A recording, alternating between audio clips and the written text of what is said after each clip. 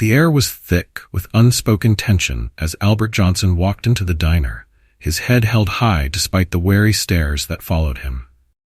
It wasn't his first time stepping into an unfamiliar place where he wasn't welcome, but the weight of judgment in the room was unmistakable. Little did he know, the hostility brewing inside the diner would explode when Officer Carter, a man drunk on his own authority, decided to make him a target. What began as a simple act, a man waiting quietly for his son, soon spiraled into a heated confrontation that would challenge the meaning of respect, dignity, and justice. The clash wasn't just between two men. It was between two visions of power, one that sought to oppress and another that demanded accountability. Before we dive into this gripping story of courage, resilience, and justice, comment below where you're watching from today. And if this story resonates with you, don't forget to subscribe to our channel for more powerful narratives like this one. Albert Johnson stepped into the diner, his worn brown overcoat tightly buttoned against the chill of the evening. The place was modest, a small-town eatery that hadn't changed much over the years, with vinyl seats and chrome-edged tables. The faint aroma of coffee and grilled food lingered in the air. Albert had visited places like this countless times during his travels, but rarely in neighborhoods like this, quiet, predominantly white, and often unfriendly to someone like him. Albert glanced around. A waitress leaned against the counter reading a newspaper, while a pair of patrons sat at the far corner, murmuring softly over their cups. He gave the waitress a polite nod and chose a table by the window. The seat creaked under his weight as he settled in. Checking his watch, Albert noted that his son, Daniel, was running late. He smiled faintly to himself. Daniel had always been meticulous about time, but work often kept him tied up longer than expected. The stares came almost immediately. Quick glances from the couple in the corner and a wary gaze from the waitress, all subtle, yet unmistakable. Albert had experienced this countless times before, but it still carried a sting. He inhaled deeply, steadying himself. Just another town, he thought. He didn't need their approval to sit and wait for his son. He raised a hand to call the waitress over. She approached with measured steps, her expression unreadable. "Just coffee, please," Albert said, his tone friendly but reserved. She nodded without a word, pouring a steaming cup and sliding it across the table. Albert wrapped his hands around the mug, letting its warmth seep into his fingers. He took a slow sip, savoring the quiet moment despite the tension in the air. The door chimed, drawing his attention. A man stepped in, tall, broad-shouldered, and clad in the dark uniform of a police officer. His sharp gaze swept the room, instantly landing on Albert. Something about his presence seemed to weigh down the atmosphere, and the casual murmurs from the corner table faded to silence. The officer's boots thudded against the linoleum floor as he approached Albert's table, each step deliberate. His shadow loomed over the coffee cup. "You lost or something?" the officer asked, his voice sharp with an edge of condescension. Albert looked up, meeting the man's steely gaze. "Just waiting for my son," he replied evenly, his expression calm. "Your son?" the officer echoed, raising an eyebrow. He scanned the diner with exaggerated deliberation. "Don't see many folks like you around here. How long do you plan on waiting?" Albert's grip tightened around the mug for a moment, but his voice remained steady. "As long as it takes, officer." The officer scoffed, crossing his arms. "This isn't the kind of place for loitering. People get nervous." Albert met the man's gaze unflinchingly. "I'm not here to bother anyone, just having a coffee while I wait." The officer leaned in slightly, his voice dropping to a low growl. "Let me see some ID, old man." Without a word, Albert reached into his coat and retrieved his veteran ID, sliding it across the table. The officer picked it up, barely glancing at it before tossing it back with a sneer. "A vet, huh? Not sure I'm buying it." The disbelief in his tone was unmistakable. "You think flashing this around makes you belong here?" Albert straightened in his seat, his eyes locked on the officer. "Believe it or don't," he said quietly, "I know who I am." The officer let out a harsh laugh, loud enough to draw the attention of the other patrons. "Yeah, and I know your type. Polite on the outside, acting like you've got something to prove." Albert felt the familiar sting of anger rises in his chest, but he pushed it down. "You got a problem with me, officer?" he asked, his tone firm but calm. The officer's lips curled into a smirk. Problem? My problem is folks like you think you can walk in wherever you want, like you own the place. You're out of line, and I don't take kindly to people like you pushing your luck. Albert's jaw tightened, but he kept his voice level. I'm just a man having coffee, not looking for trouble. The officer's smirk faded, replaced by a dark glare. Trouble finds you, though, doesn't it? Maybe it's time you left before I make it official. Albert glanced at his watch, wondering how much longer Daniel would be. Then, with quiet determination, he said, I think I'll wait right here. The officer's face darkened, his hand hovering near his belt. Suit yourself, old man. But know this, I'll be watching. Albert Johnson held his ground, his calm exterior masking the churn of emotions beneath. He had endured this type of treatment too many times before to let it rattle him outwardly. Still, the officer's hostility clung to the air like a storm cloud, ready to burst. The officer, whose name tag read Carter, didn't move away. Instead, he loomed closer, crossing his arms tightly and leaning over the table. His imposing figure cast a shadow over Albert, but the veteran didn't flinch. You think you're untouchable, huh? Carter said, his voice dropping to a hiss. People like you always think they've got some kind of immunity. Let me tell you something. Being a vet doesn't mean squatting in a place like this. Albert tilted his head, his gaze unwavering. I'm not looking for special treatment. Just a cup of coffee while I wait for my son. That's all. Carter let out a harsh laugh, drawing more glances from the other patrons. Some quickly turned away, pretending not to notice, while others shifted uncomfortably in their seats. The waitress behind the counter glanced up briefly, but returned to her paper without a word. That's all, huh? Carter sneered, his voice dripping with mockery. You sitting here acting like you belong, like you've earned that right. That's what gets under my skin. Albert felt the anger flare again, hot and insistent, but he forced himself to remain composed. His voice was measured, deliberate. I've earned my right to sit here just as much as anyone else. More, maybe. I've fought for this country, same as any other veteran. Carter's smirk twisted into something uglier. He leaned in his face inches from Albert's. Guys like you always have a story, always talking about how hard you had it and what you earned. You think it matters here? Albert inhaled deeply, his fingers tightening slightly around the edge of the table. It should matter everywhere. For a moment, there was silence between them, heavy and charged. Then, with a sudden, sharp motion, Carter reached out and shoved Albert's coffee mug across the table.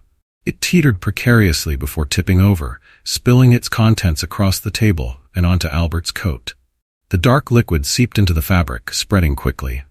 Albert exhaled slowly, his eyes narrowing as he met Carter's triumphant gaze.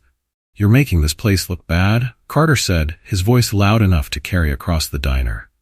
People like you are dragging it down. The couple in the corner exchanged a glance, but said nothing. The waitress paused, her eyes darting toward the confrontation, but she quickly looked away, her face pale. Albert's tone remained calm, though his patience was wearing thin. I'm not going anywhere, Officer Carter. I'm waiting for my son, and I have every right to be here. Carter's smirk faltered slightly, but he quickly recovered. You're asking for trouble, old man. I've seen your type before. Think you can waltz in, play the victim, and make a scene. Not on my watch. Albert sat up straighter, his voice gaining a steely edge.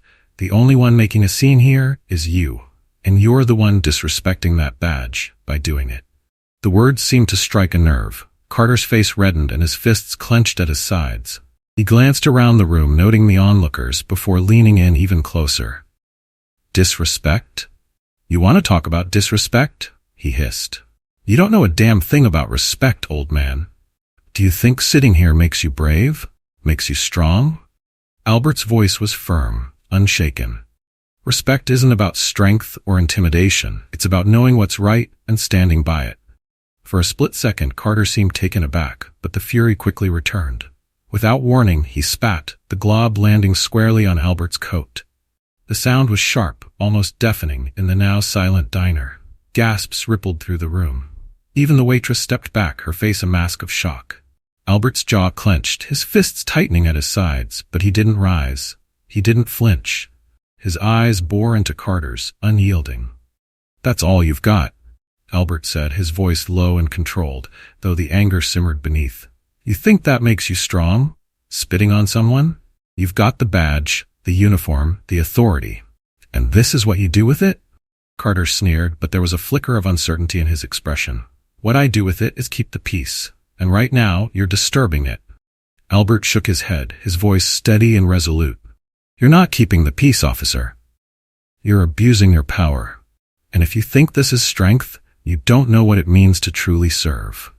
The words struck a nerve. Carter's smirk twisted into a snarl, and he reached down, grabbing Albert by the shoulder and yanking him roughly to his feet.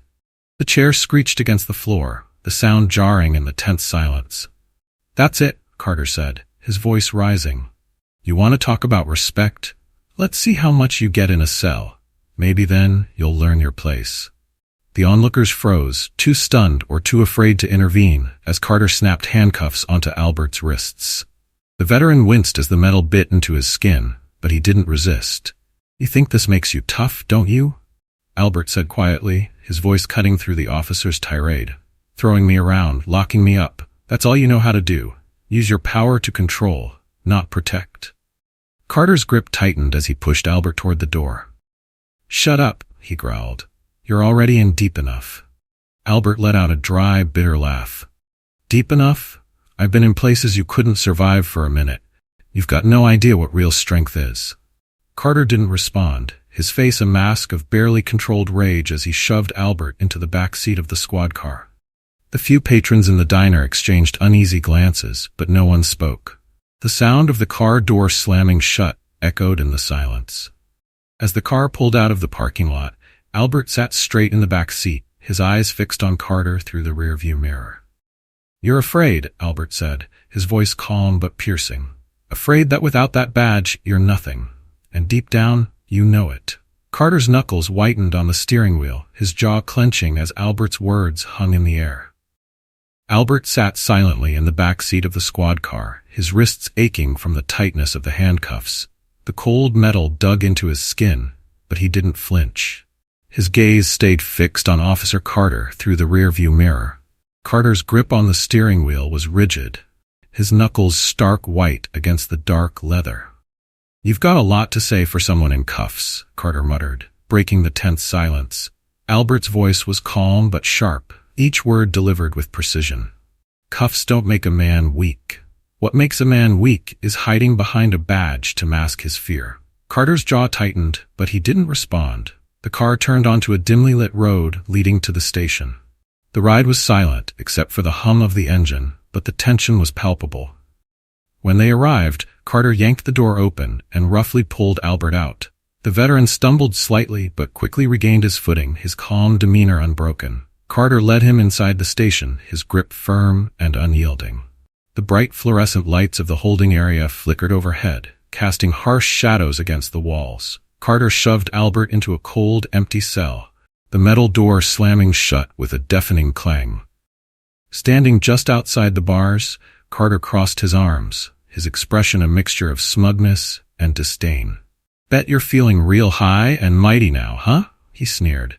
All that tough talk, and here you are, exactly where you belong. Albert stood tall in the middle of the cell, his posture steady. He took a slow, deliberate breath before meeting Carter's gaze. You think locking me up proves something? Albert asked, his voice low but laced with conviction. It only shows how small you really are. Carter's smirk faltered, but he quickly recovered. Small? You're the one sitting in a cell. You're nothing, just another troublemaker who thought he could walk into any place he wanted. Albert stepped closer to the bars, his eyes unwavering. I walked into that diner for a coffee, just like anyone else. You're the one who turned it into a spectacle. You wanted to prove something, and all you've done is prove your own weakness. Carter's face darkened, his fists clenching at his sides. Weakness? He spat. You don't know a damn thing about me, old man. Albert let out a dry laugh, shaking his head. I know enough. I've met men like you before, men who think power is something to wield against others, not something to use for good.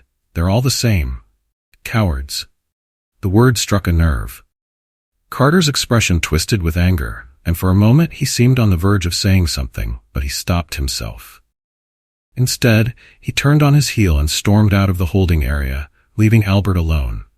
As the sound of Carter's footsteps faded, the quiet settled around Albert like a heavy blanket. The The cell was stark and unwelcoming, with concrete walls, a cold metal bench, and harsh lighting that seemed designed to strip away any sense of comfort. Albert sat down on the bench, his shoulders squared and his head held high. He closed his eyes for a moment, letting the silence wash over him. He thought about the years he'd spent in service, the battles he'd fought, the men he'd stood beside. Some had never made it home. He thought about the principles he had fought for: freedom, equality, and respect. The weight of those memories filled him, steadying him. He wouldn't let Carter or anyone else strip him of his dignity. He had faced far worse than this, and he wouldn't break now. Outside the holding area, the station buzzed with quiet activity. Officers moved about, some glancing toward the hallway that led to the cells, their expressions unreadable. Among them, whispers began to circulate about the arrest. The tension was thick, a mix of unease and curiosity. Then came the sound of hurried footsteps. Voices rose in the distance, sharp and commanding. "What the hell is going on here?" The voice was unmistakable, deep, authoritative, and filled with fury. It belonged to Daniel Johnson, the precinct captain and Albert's son. Daniel entered the station with an air of purpose, his expression thunderous. He immediately spotted Carter, who was leaning against the front desk with a smug grin.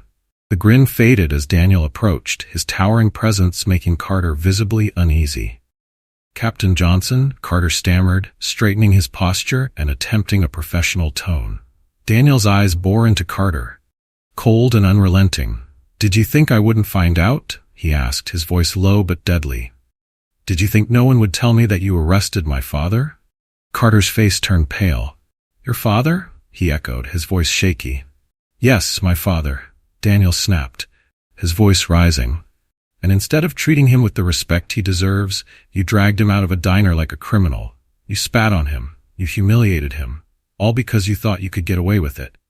Carter's mouth opened as if to speak, but no words came out. He looked around, hoping for support from his colleagues, but the other officers avoided his gaze. "Captain, I didn't realize," Carter began, but Daniel cut him off. "You didn't realize what? That he's a human being?" Daniel's voice was sharp, slicing through the room. "Or did you just see an easy target, someone you thought no one would care about?" Carter's attempts at maintaining composure crumbled under Daniel's relentless scrutiny. He shifted uncomfortably, his confidence evaporating. "I was following procedure," Carter mumbled weakly. He was being uncooperative. Daniel's eyes narrowed, his fury barely contained. "Uncooperative? Sitting quietly in a diner is uncooperative now?" He took a step closer, his towering figure making Carter shrink back. "You don't get to hide behind procedure. What you did was abuse, plain and simple, and you're going to answer for it." The room fell silent as Daniel's words echoed through the station. Carter's face was flushed with a mixture of anger and humiliation, but he didn't dare respond. Without another word, Daniel turned and strode down the hallway toward the holding area. His heart pounded with a mix of anger and determination. When he reached the cell, he stopped in front of the bars. Inside, Albert looked up, his expression calm but laced with quiet pride. "Dad," Daniel said softly, his voice carrying both regret and resolve. Albert rose slowly from the bench, meeting his son's gaze. "Took you long enough," he said with a faint smile. Daniel's jaw tightened, his fists clenching at his sides. "I'm sorry," he said, his voice thick with emotion. "I'm sorry this happened to you. And I'm going to make it right." Albert nodded, his steady gaze filled with both understanding and encouragement. "I know you will, son." The click of the lock echoed sharply as Daniel opened the cell door. Albert stepped out, his posture steady despite the tension simmering in the room. Daniel placed a reassuring hand on his father's shoulder, his jaw set with determination. "Let's get you out of here, Dad," Daniel said, his voice calm but laced with restrained anger. As they walked down the hallway, Albert cast a glance at the officers they passed. Some avoided eye contact, while others looked on with a mixture of guilt and unease. It wasn't the first time Albert had seen this kind of reaction, and he doubted it would be the last. When they reached the main area of the station, all eyes turned to them. Carter stood near the desk, his face pale but his expression defiant. Daniel's grip on his father's shoulder tightened as they stopped in front of him. "Captain," Carter began, his voice shaky but attempting firmness. "I didn't mean any disrespect. I was just doing my job. Daniel turned slowly, his icy glare locking onto Carter. "Your job?" he said, his voice sharp and cutting. "Since when does your job include spitting on an elderly man, roughing him up, and throwing him in a cell for sitting in a diner?" Carter opened his mouth to respond, but Daniel cut him off, his voice rising with fury. "You abused your badge, Officer Carter. You humiliated my father, a man who has served this country with more honor than you'll ever understand." Carter shifted uncomfortably, but he still tried to defend himself. "I didn't know he was your father, Captain. If I had, it doesn't matter who he is to me." Daniel thundered, stepping closer. "This isn't about me. This is about you, thinking you could harass someone because you didn't like the way they looked. This is about you abusing your authority because you thought no one would hold you accountable." The room fell silent, the weight of Daniel's words pressing down on everyone present. Carter looked around, searching for support, but all he found were the disapproving stares of his colleagues. "Captain, I swear," Carter stammered, his voice cracking. "I was following procedure. He was being difficult." "Difficult?" Daniel snapped, his voice cutting through the room. "Sitting quietly in a diner is difficult now? Is ordering a cup of coffee a crime?" He leaned closer, his voice dropping to a dangerous whisper. "The only one making things difficult was you, Carter, and you're going to answer for it." Daniel turned to one of the senior officers nearby. "Lieutenant, assemble the internal review board. We're holding a hearing immediately." The lieutenant nodded quickly, his face serious. "Yes, Captain," he said, hurrying off to carry out the order. Albert watched quietly, his expression thoughtful as he observed his son in action. He could see the fire in Daniel's eyes, the unyielding determination that he had raised him to embody. Despite the anger simmering in his own chest, Albert felt a flicker of pride. "Dad," Daniel said, turning back to him, "I want you to stay here while we handle this." Albert raised an eyebrow, his voice calm but firm. "I'm not hiding in the corner, son. If this is about what happened to me, I'm going to see it through." Daniel hesitated, his protective instincts warring with his respect for his father's resolve. Finally, he nodded. "All right, but I need you to let me take the lead on this." Albert smiled faintly. "I trust you, Daniel. Always have." Within the hour, the conference room at the station was filled. Officers of various ranks sat around the table, their expressions ranging from tense to grim. At one end of the table sat Carter, his bravado from earlier completely gone. His face was pale, his hands fidgeting nervously on the table. Daniel entered the room with Albert at his side. The room fell silent as the two men took their seats. At the head of the table was the Internal Affairs officer, a stern-looking woman named Officer Torres. She cleared her throat, her gaze sweeping over the room. "We are convened today to review the actions of Officer James Carter regarding his conduct at the diner earlier this evening," she began, her tone formal and unyielding. "This review will determine whether Officer Carter's actions were consistent with departmental policies and whether he remains fit to serve." Carter straightened in his seat, trying to muster confidence. "With all due respect, I was acting within my authority," he said, his voice wavering. "The individual in question was uncooperative and created a disturbance." "Enough," Daniel interrupted, his tone icy. He leaned forward, his eyes locked onto Carter. "You mean to tell us that an elderly man sitting quietly in a diner waiting for his son was a disturbance? That he posed such a threat you needed to spit on him, shove him, and throw him in a cell?" Carter stammered, his composure slipping. "Captain, he refused to leave when I asked. I was trying to de-escalate." "De-escalate?" Daniel repeated, his voice laced with disbelief. "By attacking him? By spitting on him? That's your idea of de-escalation?" Torres interjected, her voice stern. "Several witnesses have come forward with statements contradicting your account, Officer Carter. They describe Mr. Johnson as sitting quietly, causing no disruption. Your actions appear to have been completely unwarranted." Carter's face flushed with desperation. I didn't mean for it to go that far," he mumbled. Albert, who had been silent until now, finally spoke. His voice was steady, but each word carried weight. "You didn't mean for it to go that far, but it did. You didn't see me as a person. You saw me as someone you could push around, someone you could belittle without consequences." The room was silent, the gravity of Albert's words settling over everyone present. Carter shifted uncomfortably, his gaze darting around the table. Torres turned back to Carter, her expression severe. Officer Carter, your conduct reflects poorly on this department and violates the trust placed in you by this community. Based on the evidence and testimony, the review board will now deliberate on your status. As Torres called for a brief recess, Daniel leaned back in his chair, his expression unreadable. Albert glanced at his son, placing a hand on his shoulder. You did well, Daniel, Albert said softly. Daniel nodded, his gaze distant. It's not over yet. The conference room fell into a hushed tension as the review board stepped out to deliberate. Daniel remained at the table, his eyes fixed on the empty seat that Carter had vacated moments earlier. Beside him, Albert sat calmly, his demeanor unshaken, though his steady gaze hinted at the years of resilience behind it. Son, Albert said quietly, breaking the silence between them, you've already done what needed to be done. The truth is out there now. Whatever happens next, you've shown that man and everyone else here that this kind of behavior won't be ignored. Daniel turned to his father, his jaw tightening. It's not enough, Dad.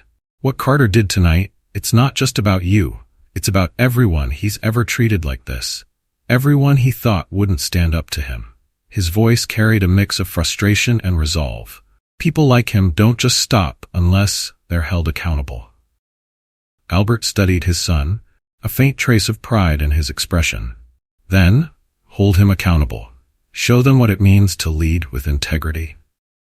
Before Daniel could respond, the door opened and the members of the review board filed back in. Officer Torres took her seat at the head of the table, her expression impassive but firm. The rest of the board followed their faces, which were a mix of weariness and determination. Thank you all for your patience, Torres began, her voice steady. After reviewing the evidence and testimony, the board has reached a decision. The room grew still, all eyes on Torres. Carter, who had returned to his seat, sat stiffly, his face pale and drawn. He clasped his hands tightly in his lap, his knuckles white. Officer Carter, Torres continued, her gaze fixed on him. The actions you displayed at the diner tonight were not only inappropriate, but a blatant abuse of your authority. Your conduct violated the ethical standards expected of any officer in this department. Carter opened his mouth as if to speak, but Torres raised a hand, silencing him. Furthermore, she said, her tone unwavering, this board has determined that your actions were motivated by bias and a complete disregard for the dignity and rights of the individual involved. Such behavior is unacceptable and will not be tolerated. A ripple of quiet agreement passed through the room. Daniel's expression remained hard, but there was a glimmer of satisfaction in his eyes. Beside him, Albert sat motionless, his calm gaze fixed on Carter. Effective immediately, Torres said, delivering the final blow, you are hereby terminated from your position in this department. You are also barred from serving in any law enforcement capacity pending further review by external authorities. The weight of her words hung heavy in the air. Carter's face crumpled, his defiance finally shattering.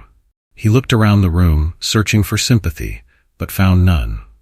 The other officers avoided his gaze, their expressions a mixture of discomfort and quiet agreement with the decision. This is my career, Carter said, his voice cracking. I've been an officer for years. One mistake. This wasn't a mistake, Daniel interrupted, his tone cutting through Carter's plea. A mistake is filing the wrong paperwork or misjudging a call in the field. What you did tonight was a choice, a deliberate act of abuse and disrespect. And you have to face the consequences. Carter's shoulders slumped and he lowered his head, the fight drained from him. Without another word, he stood and walked toward the door, his footsteps echoing in the heavy silence. As he reached the threshold, he paused, glancing back at Daniel. Captain, he said, his voice barely audible, I didn't mean for it to get this far. Daniel's gaze was steely, unyielding. It's not about what you meant. It's about what you did. Carter hesitated, then turned and walked out, the door swinging shut behind him with a soft thud. The room remained silent for a long moment, the weight of what had just transpired settling over everyone. As the meeting adjourned, Daniel and Albert walked out of the station together. The cool night air greeted them, and for a moment, neither of them spoke. They stopped near Daniel's car, the dim streetlights casting long shadows across the pavement. Albert broke the silence first. You handled that well, son. You made sure justice was served. Daniel exhaled deeply, the tension of the evening beginning to ease. It doesn't feel like enough, Dad. One officer is gone, but how many more are out there, thinking they can act the same way? Albert placed a reassuring hand on his son's shoulder. It's a start. Tonight, you showed everyone in that room that this kind of behavior has consequences, and that's how change begins, with someone willing to stand up and say, no more. Daniel looked down, his jaw tightening. I just hate that you had to be the one who suffered for it. You didn't deserve any of this. Albert's expression softened. None of us deserve it, Daniel, but that's the world we're still fighting to change. And as long as there are people like you, people willing to take a stand, it's a fight worth continuing. They stood in silence for a moment, the cool breeze carrying the distant hum of traffic. Daniel finally nodded, his resolve solidifying. You're right. We can't let them win. Albert smiled faintly, and we won't. Later that evening, Daniel pulled into the driveway of his father's house. The porch light cast a soft glow, illuminating the familiar figure of Albert sitting in his usual spot. Daniel climbed the steps and sat down beside him, the weight of the night still fresh in his mind. What's next for you, son? Albert asked, his voice quiet but curious. Daniel sighed, leaning back against the porch railing. Tomorrow, we'll conduct the formal paperwork for Carter's termination. After that, I'm going to address the department. They need to know that this kind of behavior ends now. Albert nodded approvingly. Good. Set the example. Daniel glanced at his father, his voice thick with emotion. I learned that from you, Dad.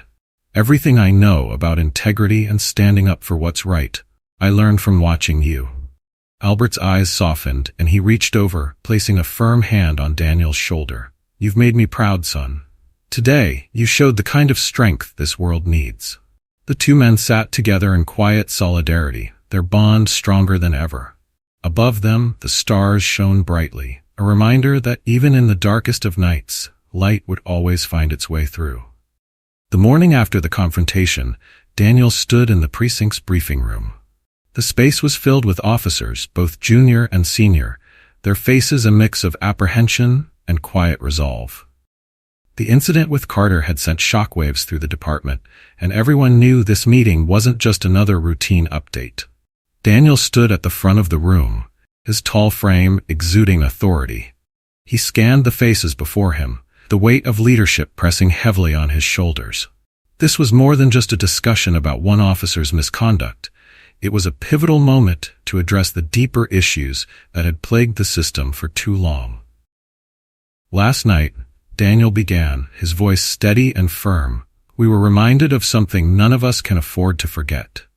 This badge we wear isn't a shield to hide behind, and it doesn't give us the right to demean or disrespect the people we serve. It's a responsibility, a commitment to uphold justice for everyone, no matter who they are or where they come from. The room was silent, the officers hanging on his every word. What happened at that diner was more than a single officer making a mistake, Daniel continued. It was a failure to honor the very principles this department is supposed to stand for. And that failure doesn't just reflect on one person, it reflects on all of us. He paused, letting the gravity of his words settle over the room. Carter is gone, Daniel said bluntly, and while his actions were his own, it's our responsibility to make sure this never happens again. We can't just pretend this was an isolated incident. We have to take a hard look at ourselves and ask, are we doing enough to live up to the trust the community has placed in us?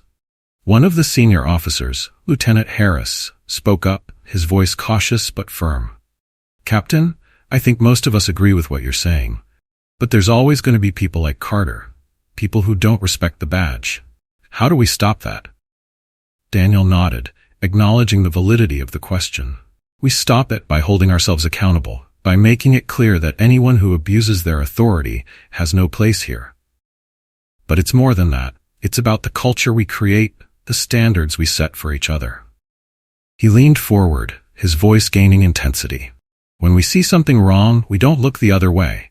We speak up, we step in, because silence is complicity.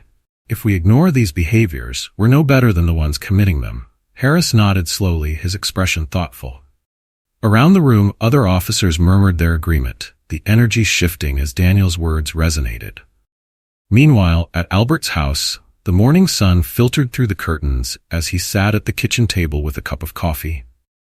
The events of the previous night played on a loop in his mind, but his thoughts were interrupted by the sound of a car pulling into the driveway. Albert stood and opened the door to find a young woman approaching with a clipboard. She introduced herself as a reporter from a local news station. "Mr. Johnson," she began hesitantly, "I heard about what happened last night at the diner. Would you be willing to share your story?" Albert studied her for a moment, his expression thoughtful. "And what story would that be?" he asked. "Bookmark," she hesitated. "The way you were treated, the officer's behavior, people need to hear about it. It could make a real difference." Albert sighed, leaning against the doorframe. "It's not just about one officer or one incident. This is bigger than me." The reporter nodded earnestly. "Exactly. If people hear your story, it might inspire others to stand up or to demand change." Albert considered her words. He'd always been a man of action, preferring to let his deeds speak for themselves. But he also understood the power of stories, how they could galvanize others and shine a light on injustice. "All right," he said finally, "I'll talk. But only if the focus stays on the bigger picture. This isn't about me, it's about what needs to change." Back at the station, the conversation among the officers continued. After Daniel dismissed the meeting, several stayed behind to talk in hushed tones. Some approached him directly, expressing their support and asking what they could do to help move the department forward. "Captain," one officer said, "I've seen things like this happen before, but I didn't speak up. I didn't think it was my place. Now I realize that silence only makes it worse. I'm sorry." Daniel placed a hand on the officer's shoulder, his expression encouraging. "It's not too late to start doing the right thing.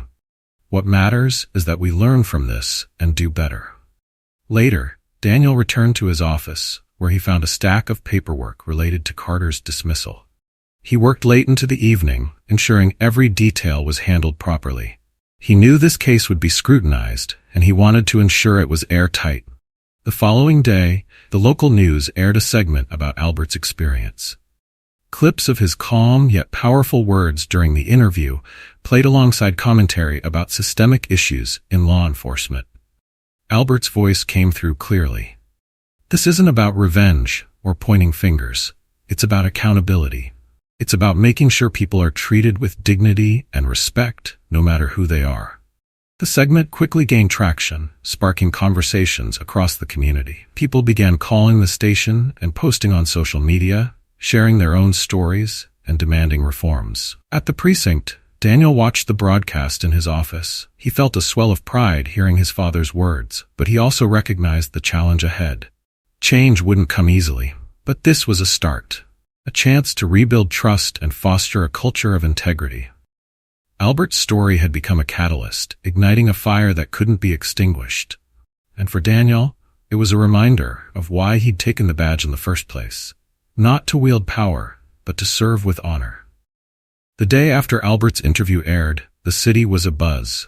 The local diner, once a quiet and unremarkable spot, had become a focal point of public discourse. People gathered outside, some holding signs demanding accountability from the police, while others voiced support for Albert and his family. Inside his home, Albert sat at the dining table, his phone buzzing with calls and messages. Old friends, neighbors, and even strangers reached out to express their outrage at what had happened and their admiration for his calm but firm stance. Albert sighed, setting his phone down. The attention was overwhelming, but he knew it was necessary. The incident wasn't just about him. It had struck a chord with people across the community. A knock at the door pulled him from his thoughts. Albert opened it to find Daniel standing on the porch, his expression serious but tinged with pride. "Morning, Dad," Daniel said, stepping inside.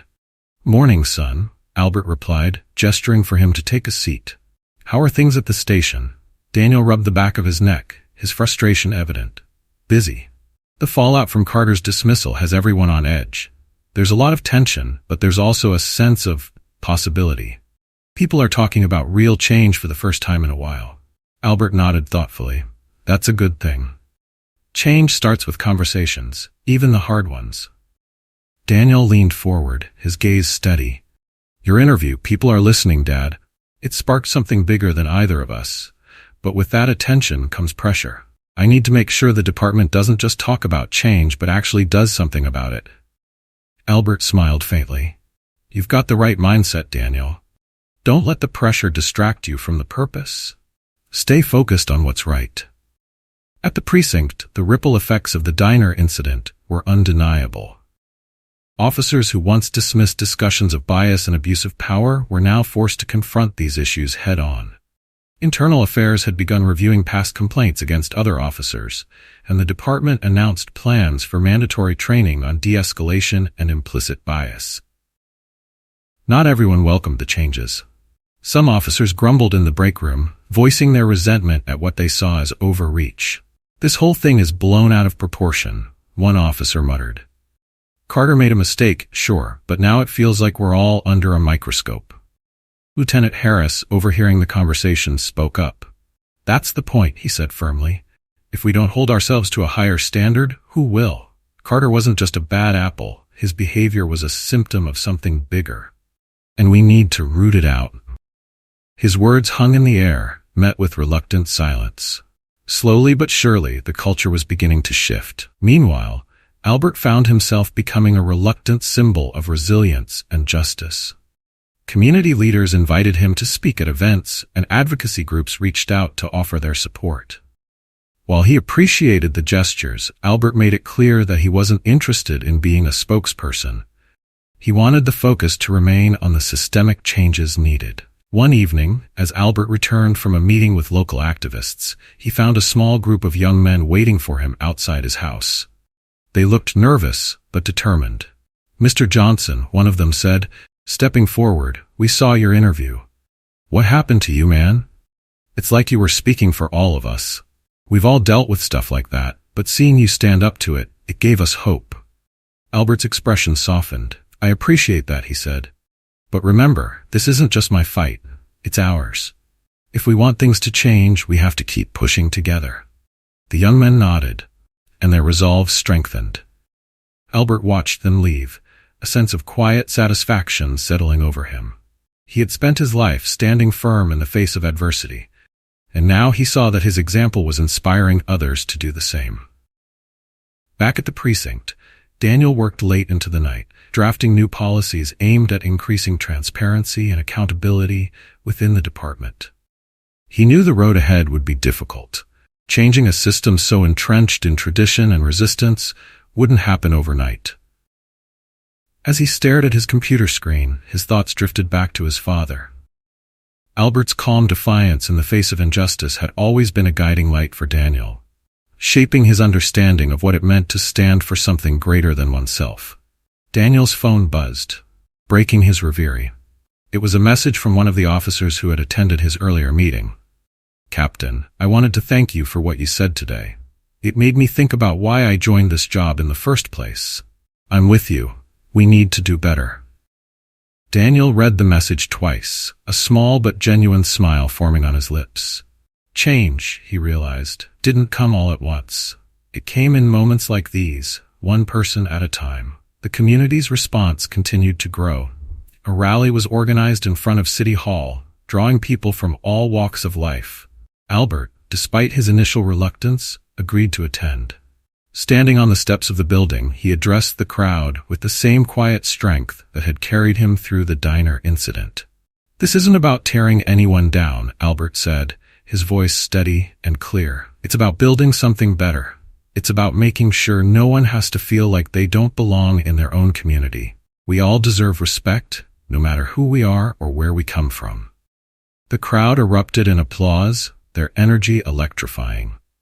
For many, Albert's words weren't just a call to action. They were a reminder of what was possible when people came together to demand better. As the rally wound down, Daniel approached his father, his expression filled with admiration. "You're incredible, Dad," he said quietly. Albert shook his head, a small smile playing on his lips. "I'm just doing what I've always done, son, standing up for what's right." Daniel nodded, his respect for his father deepening. "And I'll make sure the department stands with you. This fight isn't over, but we're moving in the right direction." They stood together, and the bond between them was stronger than ever. Around them, the voices of the crowd carried on, a chorus of hope and determination that would echo far beyond this moment. The days following the rally marked a shift in the community and the precinct. What had started as a single moment of defiance from Albert had grown into a movement, one that challenged not only the behavior of individuals, but the very culture that allowed such behavior to thrive.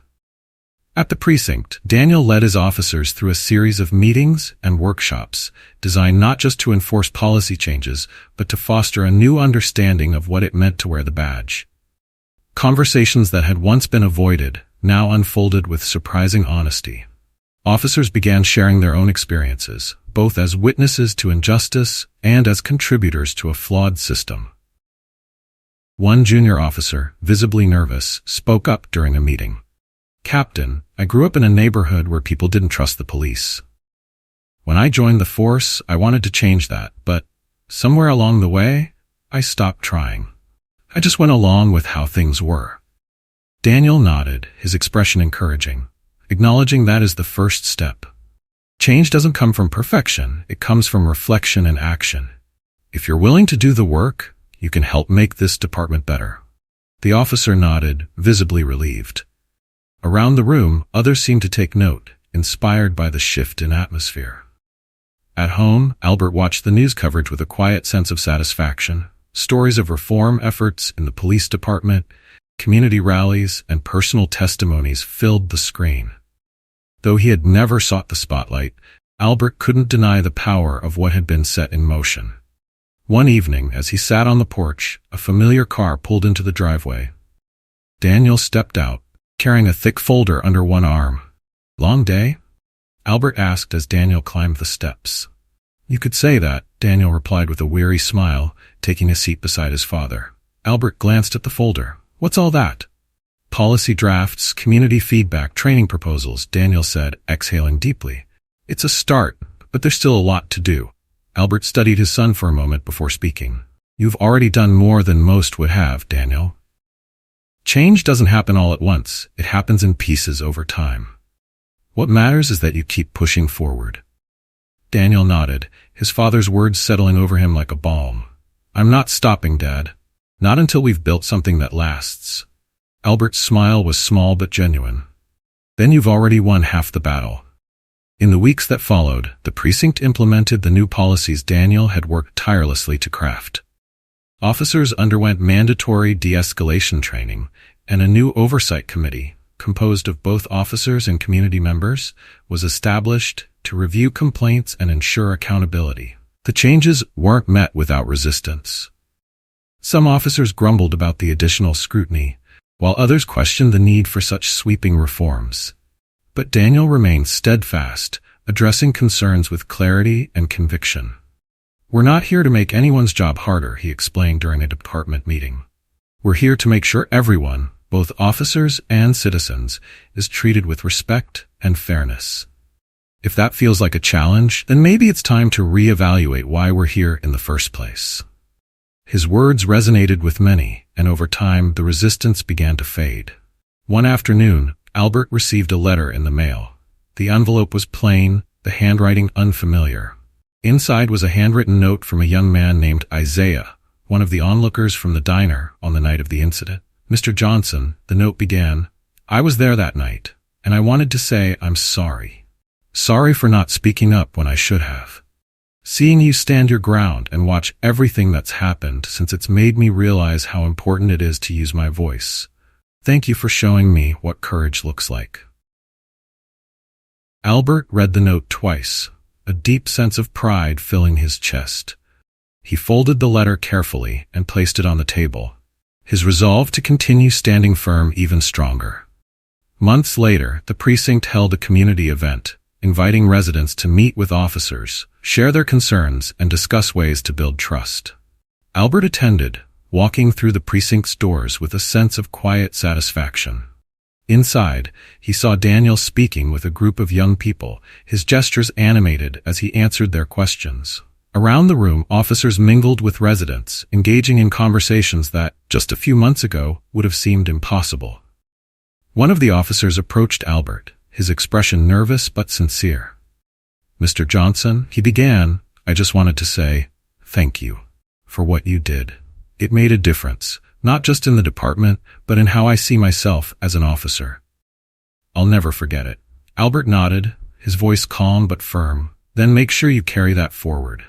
Every day. It's not about one moment, it's about what you do with it." The officer nodded, his resolve clear. As the event wound down, Daniel joined Albert near the back of the room. He handed his father a cup of coffee, a faint smile on his face. "What do you think, Dad?" Daniel asked, gesturing to the bustling room. Albert took a sip of his coffee, his gaze sweeping over the scene. "I think it's a good start," he said. "But the work's never done, is it?" Daniel chuckled softly. "No, it's not.